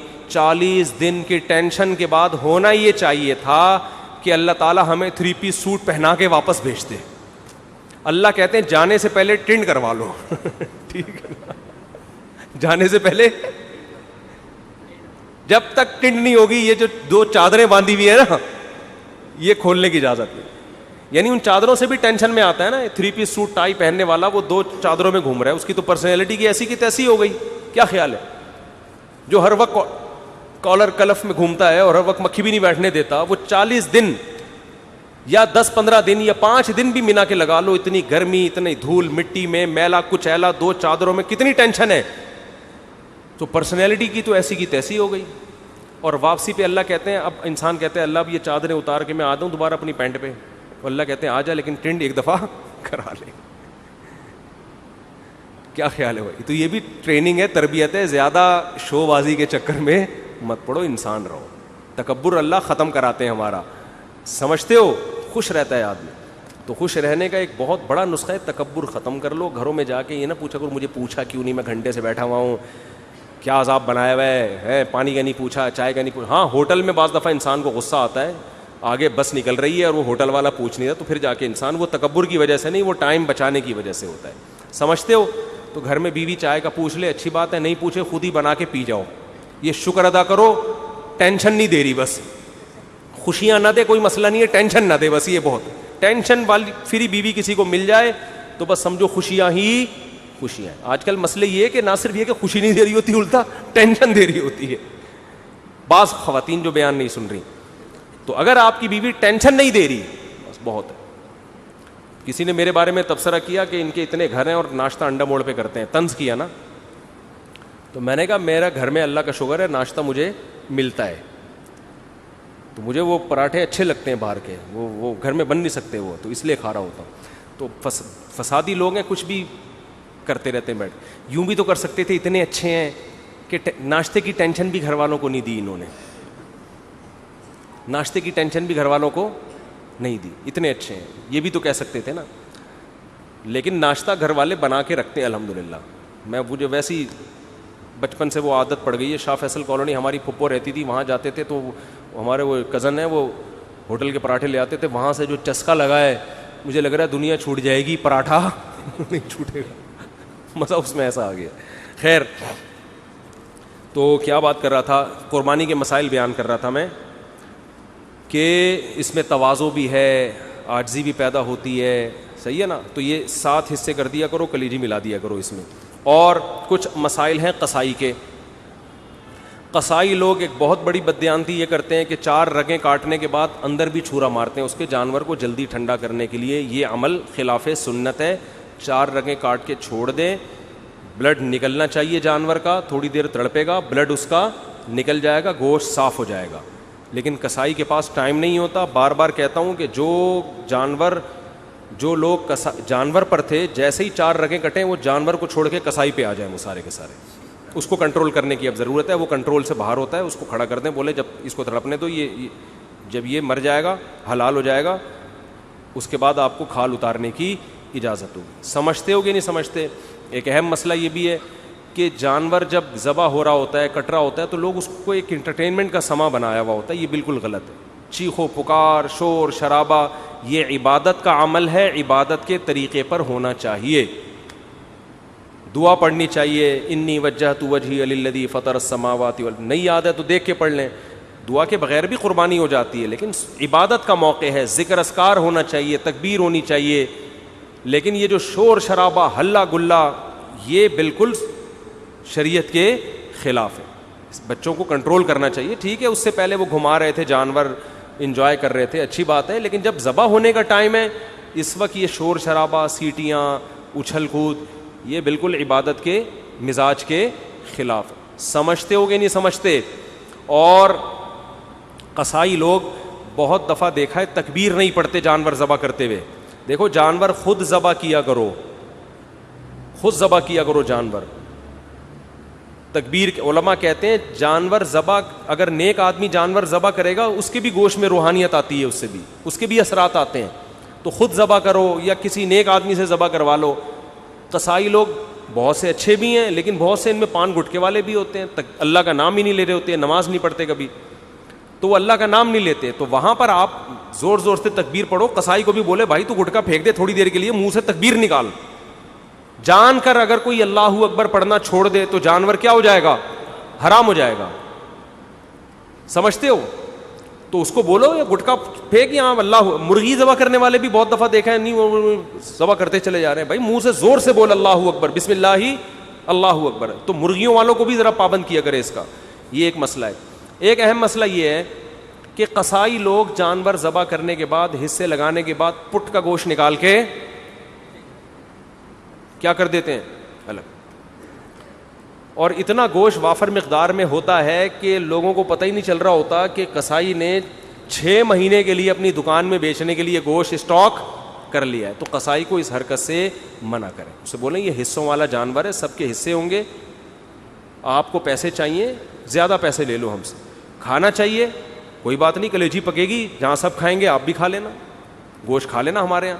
یہ طریقہ غیر اخلاقی ہے. سمجھتے ہو کہ نہیں سمجھتے؟ یہ جو گوشت اتنا نکال کے الگ کر رہے ہوتے ہیں, ان سے بولو پیسے زیادہ لے لو, یہ گوشت نہیں لو.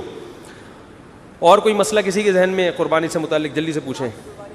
ہے بھائی کیا؟ ہاں رات میں قربانی کر سکتے ہیں, مگر مکروہ ہے, بہتر نہیں ہے دن میں قربانی, کیونکہ قربانی شاعر اسلام میں سے ہے, اور اسلامی شاعر دن کی روشنی میں ہوتے ہیں. اسلام میں تہوار رات کو نہیں منائے جاتے. رات کو تہوار غیر مسلم مناتے ہیں. کرسمس رات کو شروع ہوتی ہے, اسلامی تہوار کب ہوتے ہیں؟ دن میں. اسی سے پتہ چلتا ہے کہ اسلام میں عید میلاد النبی نہیں ہے, کیونکہ وہ رات کو منائی جاتی ہے, بتیاں لگائی جاتی ہیں, جبکہ اسلام کی ساری عیدیں کب ہیں؟ دن کی روشنی میں ہوتی ہیں. سمجھتا نہیں ہے نا بات کو. جب نہیں پڑے گا رات کو تو کیسے سمجھے گا بات کو؟ کلیجی بھی حصے میں آتی ہے, 7 حصوں کی کلیجی کر دیں, تھوڑی سی بچا لیں آخر میں گوشت میں تقسیم کرنے کے لیے, اور 7 کلیجیوں میں تھوڑا تھوڑا گوشت ڈال دیں تاکہ کلیجی بھی کمی بیشی ہو تو وہ گوشت کے مقابلے میں ہو جائے. ارشاد. مرحومین کا, کئی مرحومین کا بھی ایک حصہ لے سکتے ہیں. نبی نے پوری امت کی طرف سے ایک حصہ کیا, تو ایک مرحوم کی طرف سے بھی کر سکتے ہیں. اب علماء کا اس میں اختلاف ہے کہ آپ نے اگر ایک حصے میں سارے مرحومین کی نیت کر لی تو وہ گوشت, وہ ثواب ڈیوائیڈ ہوگا یا نہیں ہوگا؟ بعض کہتے ہیں ڈیوائیڈ نہیں ہوگا, بلکہ سب کو پورا پورا ثواب ملے گا. وہ اس کی مثال آگ کی دیتے ہیں کہ ایک آگ ہے, آپ جتنے بھی اس سے چراغ روشن کرو اس آگ میں کمی نہیں ہوتی. لیکن بعض علماء اس کے قائل ہیں, اور یہ بھی مضبوط قول ہے, کہ وہ ڈیوائیڈ ہو جائے گا. سمجھتے ہو؟ وہ کیا ہو جائے گا؟ ڈیوائڈ ہو جائے گا. دو کی طرف سے کی تو آدھا آدھا ایک کو پہنچے گا, آدھا دوسرے کو, تو دونوں قول ہیں. سمجھتا نہیں ہے نا بات. تو بہتر ہے کہ والدین میں سے ہر ایک کے لیے الگ, کسی کے والدین مرحوم ہے تو ایک ایک پورا پورا حصہ دونوں کی طرف سے ڈال لیں. ارشاد کچھ کہہ رہے تھے آپ, پوچھ لیں, پھر سارا دن فون بجتا رہتا ہے, پوچھتے رہتے. پائے کا کیا, ابھی بتا رہا ہوں پائے کا کیا ہو, پائے پکانے کا طریقہ بتاتا ہوں. جی ہاں, بعض غیر مسلم قصائی بن کے گھوم رہے ہوتے ہیں, تو اس کا بھی خیال کریں. مسلمان ہونا چاہیے. ہندو کا ذبیحہ حلال نہیں ہے, اسی طرح مشرک کا ذبیحہ بھی حلال نہیں ہے. کوئی اپنے آپ کو مسلمان کہتا ہے لیکن ختم نبوت کا منکر ہے, یا رسول اللہ صلی اللہ علیہ وسلم کو صاف لفظوں میں حاضر ناظر مشکل کشا کہتا ہے بغیر کسی تعویل کے, تو چاہے دیوبندی ہو, چاہے اہل حدیث ہو, چاہے بریلوی ہو, وہ تو مشرک ہے نا. نبی کو علی الاطلاق مختار کل مانتا ہے کہ اللہ نے سارے اختیارات نبی کو بھی دے دیے ہیں, تو یہ تو شرک ہے کھلا ہوا. تو کوئی بھی مشرک چاہے دیوبندی ہو, چاہے اہل حدیث ہو, چاہے بریلوی ہو, اس کا ذبیحہ حلال نہیں ہے. یہ امام مالک کا قول ہے, امام احمد بن حنبل اور امام شافعی کا, کہ ایک گھر میں ایک قربانی کافی ہے, پورے گھر والوں کی طرف سے ہو جاتی ہے. اور ان کی دلیل بعض اسلاف کے اقوال ہیں, بعض تابعی ہیں ان کے اقوال ہیں. امام ابو حنیفہ کا موقف یہ ہے کہ جو بھی صاحب نصاب ہے اس پر الگ سے قربانی واجب ہے, ایک قربانی سب کی طرف سے کافی نہیں ہے.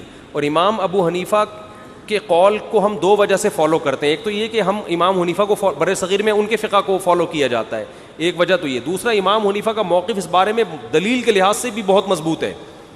وہ اس لیے مضبوط ہے کہ حدیث میں آتا ہے من وجد سعۃ لأن یضحی فلم یضحی فلا یقربن مصلانا, کہ جس کے پاس گنجائش تھی قربانی کی اور اس نے نہیں کی قربانی, وہ ہماری عیدگاہ کے قریب بھی مت آئے. تو اس میں نبی نے مرد اور عورت کا فرق نہیں کیا, شوہر بیوی کا نہیں کیا, باپ بیٹے کا نہیں کیا, جس کے پاس بھی استطاعت ہے. سمجھتے ہو؟ نمبر 2, دوسری حدیث, دوسری بات کہ اسلام میں کوئی بھی عبادت ایسی نہیں ہے جو ایک کرے تو دوسری کی طرف سے کافی ہو جائے. وہ تو قربانی بھی ایک عبادت ہے, تو اس میں یہ کیسے ہو سکتا ہے کہ ایک کرے تو دوسرے کی طرف سے کافی ہو جائے؟ عبادت تو ہر ایک پر الگ واجب ہوتی ہے نا. زکوٰۃ میاں بیوی دونوں کے پاس سونا ہے تو دونوں پہ الگ الگ زکوٰۃ ہے. تو قربانی بھی ایک مالی عبادت ہے. حج بھی دونوں پر الگ الگ ہے. حج بدل میں تو ایک وصیت کرتا ہے کہ میری طرف سے پیسہ بھی دے رہا ہوتا ہے, تو وہ تو اس کا نائب بن کے الگ سے اس کی طرف سے حج کر رہا ہوتا ہے, تو وہ بھی ایک حج دو آدمیوں کی طرف سے کافی نہیں ہوتا. تو قیاس کے لحاظ سے بھی امام حنیفہ کا موقف بہت مضبوط ہے, اور حدیث کے لحاظ سے بھی امام حنیفہ کا موقف بہت مضبوط ہے. اور اس لحاظ سے بھی مضبوط ہے کہ جب دلائل میں تعارض ہوتا ہے تو اصول یہ ہے کہ عبادت میں احتیاط کے پہلو کو ترجیح دی جاتی ہے, کیونکہ عبادت کس کا حق ہے؟ اللہ کا. تو احتیاط کا تقاضا بھی یہ ہے کہ اگر بیوی مالدار ہے تو اس پہ الگ سے قربانی واجب ہو, شوہر مالدار ہے تو اس پر الگ سے واجب. اور صحابہ کے دور میں اگر ایسی روایت ہمیں ملتی ہے نا کہ ایک نے سب کی طرف سے کی, تو اس کی وجہ یہ کہ اس دور میں عام طور پر گھر کا سربراہ ہی مالدار ہوا کرتا تھا, باقی تو سارے اس کے ماتحت ہوتے تھے. یہ رواج نہیں تھا کہ بیگم صاحبہ الگ کما رہی ہیں, میاں صاحب الگ ارننگ ہے اس کی, بیٹا الگ کما رہا ہے, یہ اس دور میں ہوا نہیں کرتا تھا عام طور پہ. تو اس لیے گھر کا سربراہ ہی کرتا تھا. آج کل بیٹے کی ارننگ بعض دفعہ باپ سے زیادہ ہوتی ہے, بیوی کے پاس سونا شوہر سے زیادہ ہوتا ہے, یہ بہت دفعہ ہو رہا ہے, تو وہ زیادہ مالدار ہے. تو اس لیے جو ہماری نظر میں راجح قول ہے, لیکن اختلافی مسئلہ ہے, عرب علماء کہتے ہیں ایک خاندان کی طرف سے ایک کافی ہے, لیکن ہماری نظر میں ایک تو بر صغیر میں فقہ حنفی کو فالو کیا جاتا ہے. ایک ملک میں اگر کسی فقہ کو فالو کیا جا رہا ہے تو آپ 1.5 انچ کی الگ سے مسجد کیوں بنا رہے ہو؟ یہ بھی تو غلط ہے نا, اس سے بھی تو اختلاف پیدا ہوتا ہے. تو جب سے اسلام آیا ہے بر صغیر میں فقہ حنفی ہی کی شکل میں آیا ہے, تو فقہ حنفی کو فالو کیا جاتا رہا ہے. تو اس لیے بھی کہ دلائل کے لحاظ سے بھی امام ابو حنیفہ کی بات بہت زیادہ مضبوط ہے. تیسرا اس لیے بھی کہ عبادت میں جب دونوں قول ملتے ہیں تو احتیاط کا تقاضا یہ ہے کہ اس قول پر عمل کیا جائے جس میں احتیاط زیادہ ہو. سمجھتے ہو؟ اور چلو بھائی, کوئی مسئلہ پائے کی تقسیم کیسے ہو؟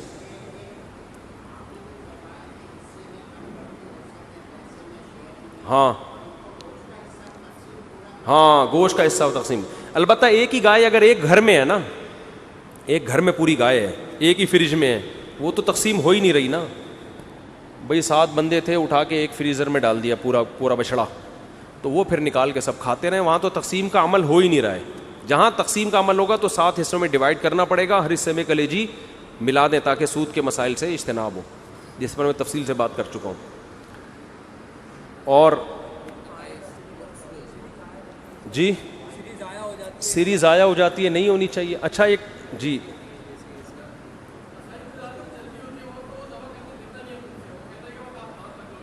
نہیں, ہاتھ رکھنے سے نہیں ہوگا. قصائی کے کونی پہ ہاتھ رکھ لیا تو قصائی ذبح ہو سکتا ہے, اس سے جانور ذبح نہیں ہو سکتا. چھری پہ ہاتھ رکھ کے چلائیں.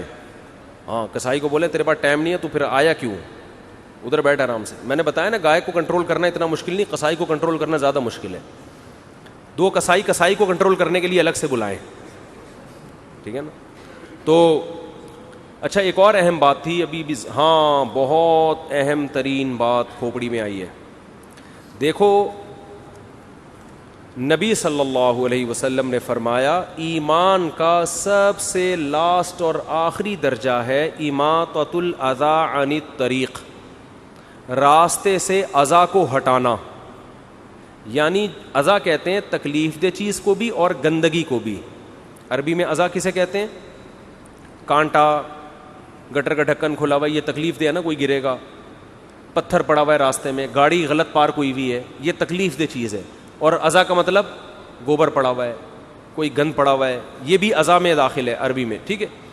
تو آپ صلی اللہ علیہ وسلم نے فرمایا کوئی شخص گزر رہا ہے اور راستے میں اسے کوئی تکلیف والی چیز یا گندگی والی چیز نظر آئی جس سے لوگوں کو کراہت ہوتی ہے, وہ اسے راستے سے نہیں ہٹاتا, تو حدیث میں ہے کہ یہ ایمان کے آخری درجے پہ بھی بولو نہیں, یعنی اتنی آخری درجے کی نیکی بھی کم بخت نہیں کر رہا, تو یہ مومن کہلانے کا مستحق نہیں ہے. سمجھ رہے ہو؟ آپ سوچو کہ جو تکلیف دہ چیز کو نہیں ہٹا رہا وہ مومن نہیں ہے, تو جو تکلیف دہ چیز پھینک رہا ہے وہ مومن کیسے ہو گیا؟ نہیں آ رہی بات. قربانی کرنے والے تکلیف دہ چیز نہیں بلکہ تکلیف دہ چیزیں روڈوں پہ پھینکتے ہیں. گوبر پڑا ہو نا اس سے کم تکلیف ہوتی ہے, پوری اوجھڑیاں, سریاں, آلائشیں, ادھر جانور ذبح کیا, ان کو اس سے کوئی غرض ہی نہیں ہے کہ یہ کیا گندگی محلے میں پھیلا رہے ہیں وہ. تو جب آپ کا جانور ذبح کریں گے اس کا کی آلائشیں, اس کا گند اور اس کی تمام تکلیف دہ چیز کو اٹھانا بھی آپ کی ذمہ داری ہے. جیسے قربانی نہ کرنے پر وعیدیں ہیں صاحب نصاب کے لیے, مالدار آدمی قربانی نہیں کرتا اس پہ وعیدیں ہیں, ایسے ہی اس گندگی کو نہ اٹھانے پر بھی کیا ہیں وعیدیں, اور اس سے زیادہ شدید وعیدیں ہیں. ایک کانٹا پڑا ہوا وہ نہیں اٹھا رہے آپ, اور جو اٹھا نہیں رہا بلکہ الٹا کیا کر رہا ہے, پھینک رہا ہے. تو قربانی جو لوگ کرتے ہیں وہ آلائشیں یہ نہیں کہ اٹھاتے نہیں ہیں بلکہ آلائشیں باقاعدہ پھینکتے ہیں, اور مذہب کے نام پہ پھینکا جا رہا ہے. یہ جس مذہب میں صفائی کو آدھا اسلام قرار دیا گیا ہے, اس مذہب میں تہوار کے نام پہ, قربانی کے نام پہ آلائشوں کو پھینکنا, اس کا کوئی تصور ہو سکتا ہے؟ کیا ہو گیا بھائی؟ تو یہ بہت بڑا جرم ہے, اس سے آپ کا ثواب ضائع ہو سکتا ہے قربانی کا. تو اس لیے جب بھی جانور ذبح کرے اس کے خون کو ٹھکانے لگانے کا انتظام کریں. خون اگر روڈ پہ پڑا ہوا ہے, مٹی اس کے اوپر لا کے ڈالیں, چونا اس کے اوپر لا کے ڈالیں تاکہ اس سے بدبو کیا ہو جائے, ختم. بلکہ پہلے انتظام کریں بھائی کوئی گیتی ہو جس میں وہ خون جو ہے مٹی سمیت اٹھا کے کسی ٹوکرے میں ڈال دیں تاکہ خون پھیلے ہی نہیں, یا کوئی گڑھا کھودیں جس میں خون جائے. گٹروں میں خون بہانے میں گٹر بند ہونے کا خطرہ ہوتا ہے, اور ویسے بھی اچھا نہیں لگتا قربانی کا جانور اس کا خون ڈائریکٹ گٹر میں پھینکا جا رہا ہے. تو اس کو ٹھکانے لگانے کا انتظام کس کے ذمے ہے؟ قربانی کرنے والے کے ذمے, جس کا جانور ہے. اس کے گوبر کو آپ نے گھر کے باہر جانور لا کے باندھا, تو اب اس کے گوبر کے اٹھانے کا بھی تو کوئی انتظام کرے نا, یا وہ پیمپر پہنا کے رکھیں گے اس کو 8-10 دن؟ نہیں آ رہی بات. تو گھر کے باہر نا تھوڑے سے بلاک کھڑا کر کے مٹی ڈالیں اس کے اوپر, بعض لوگوں نے کیا بھائی ہے, مٹی ڈالیں, اس مٹی پہ گوبر ہوگا, وہ اٹھانا بھی آسان اور اس میں بدبو بھی نہیں ہوتی. اور جب بقرعید ختم ہو جائے تو ٹرالی لائیں, وہ مٹی اٹھا کے, پورے سال تو نہیں جانور باندھنا ہوتا نا, چند دنوں باندھنا ہوتا. میں یہ نہیں کہہ رہا کہ جانور مذبح خانے میں باندھا کریں, اس سے رونق گلیوں کی ختم ہو جائے گی. بقرعید کا مزہ جب یہ جب جانور آپ کے گھر کے باہر بندھا ہو, لیکن اس کی صفائی کا انتظام ہونا چاہیے. تو آپ نے مٹی ڈال کے گھر کے باہر بلاک کھڑے کر دیے, اس کے اوپر آپ کا بچڑا آ گیا, گائے آ گئی, اونٹ آ گیا, جو بھی آ گیا. اب وہ جو بھی کرے گا تو اس کے لیے اٹھانے کا انتظام ہونا چاہیے. جیسے اپنے گھر میں صفائی کرتے ہیں تو ایسے ہی گھر کے باہر بھی صفائی کا انتظام ہونا چاہیے. تو آلائشیں پھینکنا, جہاں جگہ ملی اٹھا کے وہ گند پھینک دیا, گورنمنٹ کو تو برا بلا کہتے ہیں, وہ تو نئی ذمہ داری پوری کرتے, تو اپنی ذمہ داری تو کم از کم پورا کرے نا انسان. تو قربانی کے بعد ایسا کوئی کام نہیں ہونا چاہیے جو بدبو کا, جراثیم کے پھیلنے کا, گندگی کا سبب بنے. نبی صلی اللہ علیہ وسلم نے ایسے لوگوں کو ایمان کے آخری درجے سے بھی خارج کیا ہے. اور تہواروں میں تو صاف صفائی ستھرائی کا اہتمام اور زیادہ ہوتا ہے. تو اس میں عید مسلمانوں کا تہوار ہے, اس میں گندگی پھیلانا تو اور بڑا جرم ہے. ارشاد جی 10ویں نہیں, گائے کم سے کم 2 سال کی ہو, بیل کم سے کم 2 سال کا ہو. یعنی پچھلے سال بقرعید سے جو پہلی بقرعید گزری ہے اس سے پچھلے سال اس بقرعید سے پہلے پیدا ہو چکا ہو, اور بقرعید کے دن پیدا ہوا تو اگلے سے اگلے سال دوسرے دن بقرعید میں قربانی کر سکتے ہیں. سمجھتے ہو؟ اور بکرا 1 سال کا ہو. دمبے میں یہ ہے کہ 6 مہینے کا دمبا اگر موٹا تازہ ہے بہت تو اس کی قربانی بھی جائز ہے. اچھا, بھینس کی قربانی بھی جائز ہے. اس کی دلیل اجماع امت ہے. سمجھتے ہو؟ نبی نے فرمایا میری امت گمراہی پہ جمع نہیں ہوتی. ہر چیز قرآن و حدیث میں نہیں ہوتی. اجماع بذات خود ایک مضبوط دلیل ہے. تو اجماع امت کا صدیوں اجماع رہا ہے بھینس کی قربانی کے جواز پر. تو بھینسا بھی کر سکتے ہیں, بھینس بھی. اب نئے نئے فتوے مارکیٹ میں آنا شروع ہو گئے ہیں, مجتہد پیدا ہو رہے ہیں نا. بعض لوگوں نے شوشہ چھوڑ دیا کہ بھینسے کی قربانی جائز نہیں, کیونکہ حدیث میں بھینس کا تذکرہ ملتا ہی نہیں ہے. تو اجماع امت ہے. بھینس جیسے عورتیں سمٹ کے نماز پڑھیں گی, حدیث میں تذکرہ نہ بھی ہو تو بھی پڑھیں گی, کیونکہ اجماع امت ہے. صدیوں سے مسلمانوں کے تمام فقہا کا اس پر اجماع رہا ہے کہ عورت کیسے نماز پڑھے گی, سمٹ کے. اس پہ حدیث مانگنا یہ جہالت کی بات ہے. جیسے کوئی کہے کہ عورت آہستہ لبیک آواز سے تلبیہ جو ہے نا حج میں آہستہ آواز سے کہے گی, اس پہ کوئی حدیث ہمارے پاس نہیں ہے. اجماع امت ہے.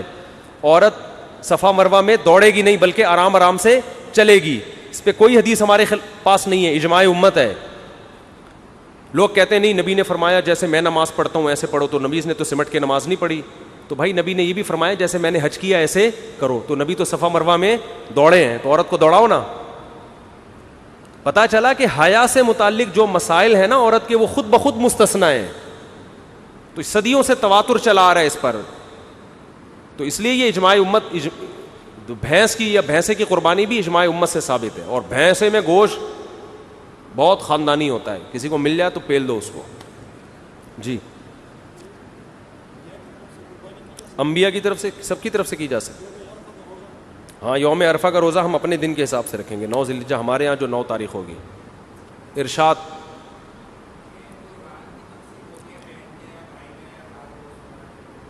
ران کی, ہاں بکرے کی ران ہے, کھاؤ جیسے مرضی کھاؤ. بکرے کی ران کھائیں, چانپیں کھائیں, کباب کھائیں, کوفتے کھائیں, جیسے آپ کو اچھا لگے کھا لیں. اور ایک اور مسئلہ کہ کون سے جانور, دیکھو جانور کے کان تھوڑے بہت کٹے ہوئے ہوں تو قربانی ہو جائے گی, آدھے سے زیادہ کان کٹا ہوا ہے تو قربانی نہیں ہوگی. سینگ کا مسئلہ بہت اہم ہے. جانور کا سینگ اگر جڑ سے نکال دیا تو پھر اس کی قربانی جائز نہیں ہے. آج کل بہت عذاب دے رہے ہیں جانوروں کو سینگ نکالنے میں, گرم اس سے جلاتے ہیں اس کو, 6-7 مہینے جانور عذاب میں رہتا ہے, تکلیف میں رہتا ہے. تو کچھ نہیں ہوتا, سینگ والا جانور کاٹ لیں, کوئی ٹینشن نہیں ہے. آپ کے بغیر سینگ کے جانور کی تلاش کی وجہ سے یہ بیوپاریوں نے جانوروں کو عذاب میں ڈالنا شروع کر دیا ہے. تو اگر جڑ سے کٹا ہوا نہیں ہے پھر تو قربانی جائز ہے. اور وہ اندازہ ایسے ہوگا, ہاتھ لگانے سے پتہ چل جاتا ہے کہ سینگ کا وجود ہے یا نہیں ہے. اگر جڑ سے نہیں کٹا ہوا ہوتا تو سینگ نظر آ رہا ہوتا ہے, وہ دوبارہ اگتا ہے. جڑ سے کٹ گیا تو دوبارہ نہیں اگتا. سمجھتے ہو کہ نہیں سمجھتے؟ تو اس لیے سینگ والے جانور کو بھی لے آئیں, کوئی مسئلہ نہیں ہے یار. آپ اس چکر میں یہ بیوپاریوں نے جانوروں کو عذاب دینا شروع کر دیا ہے. ٹھیک ٹھاک. جی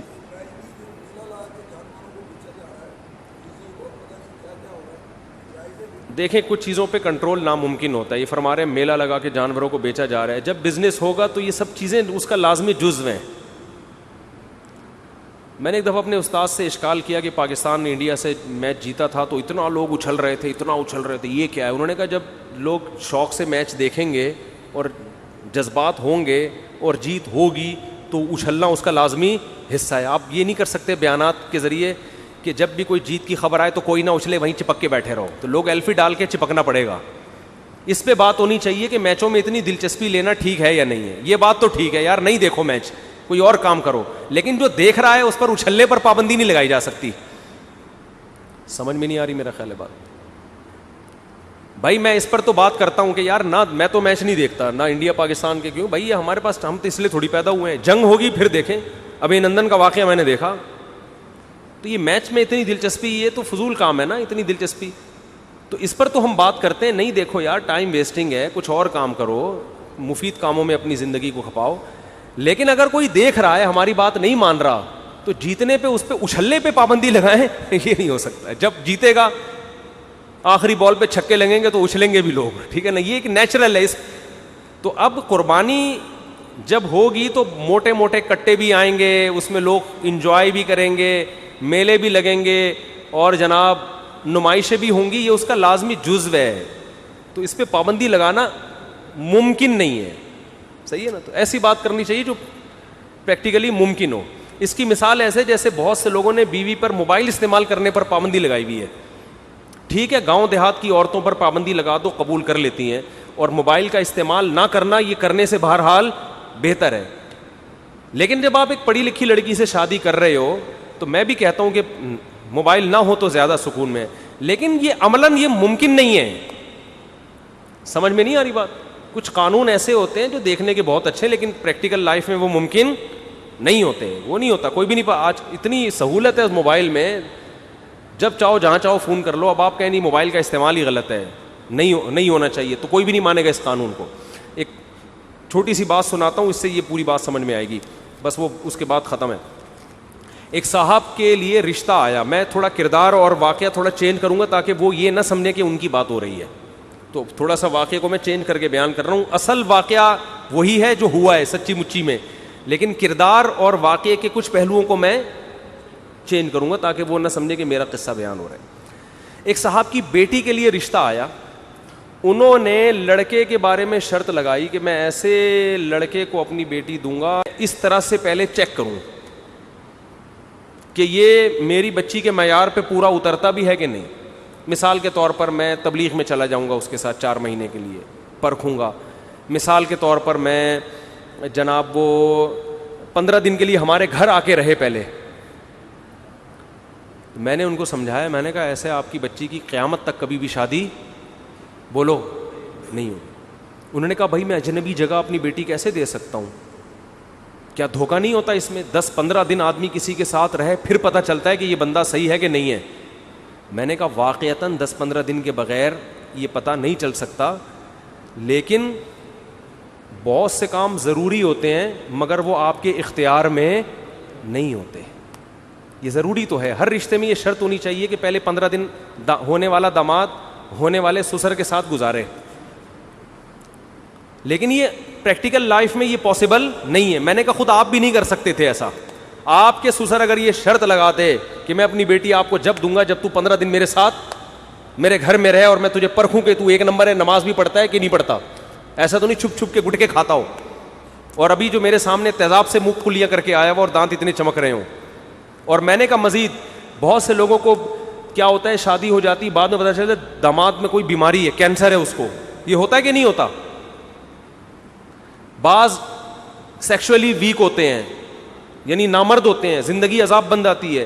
بعض ڈپریشن کے مریض ہوتے ہیں.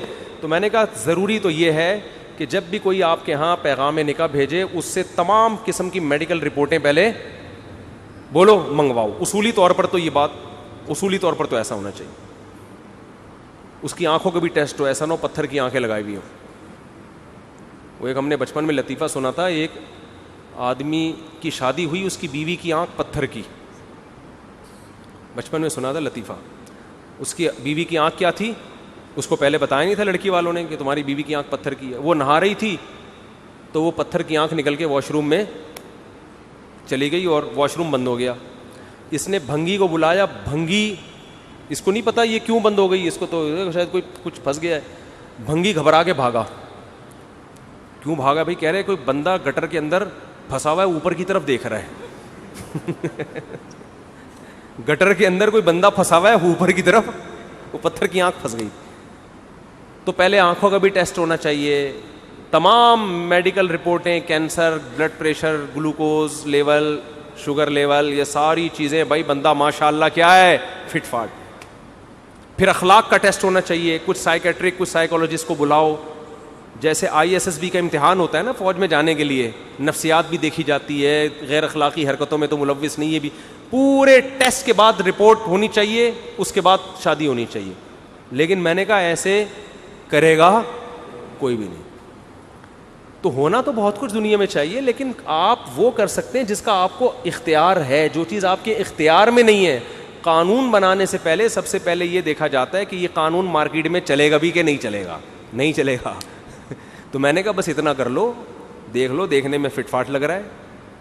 ایک دفعہ بلا کے آدھا ایک گھنٹے کے لیے انٹرویو لے لو، بھائی سب سیٹ ہے، کیسے رکھو گے، ابا سے مل لو، اس کے دوست احوال سے تحقیق کر لو، باقی کیا کرو اللہ پہ توکل. کیونکہ پوری رپورٹیں کلیئر کرنے کے بعد بھی بعض دفعہ ایسے ہوتا ہے شادی ناکام. تو وہ مجھے کہنے لگے نہیں ہمارے محلے میں ایک دفعہ ایسے ہوا تھا، ایک آدمی کے یہ شرط لگائی تھی ایک صاحب نے کہ اپنی بیٹی تمہیں اس شرط پہ دوں گا، وہ ساری شرطیں پوری کی اس نے.